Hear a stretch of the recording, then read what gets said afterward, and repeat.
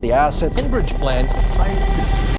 The stories we usually hear are told by a chosen few, framing their narrow perspectives, telling us how the world is.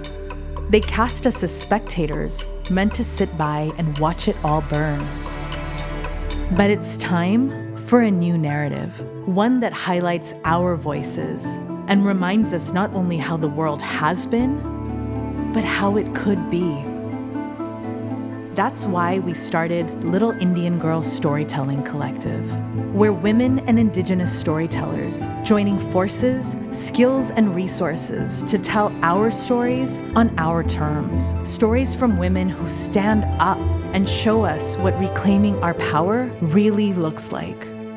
My name is Ginger Shankar. I am a musician, an artist, a producer, and a filmmaker. My name is Erin Cook, and I'm a storyteller. I have worked in PR and marketing for the past 2 decades. We started the collective during the pandemic. Our friend Tara Hauska invited us to Minnesota to witness her camp's effort to stop an oil pipeline. And then the second day we're there, the camp gets raided by the police. And it's violent. There's zero media covering this. We have to stay here and capture this. We realized how many of our friends are doing such amazing work around the world, standing up to power, standing up for the environment, standing up for children, standing up for all these things, and nobody's telling their stories.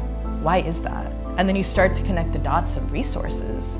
The same resources go to the same people. There's no place from the beginning to the end where you can finish a film and that can be put out. You have all these revolutionary thinkers, musicians, filmmakers, thought leaders, future leaders, women and female identifying folks that are coming together to tell stories that will move the world.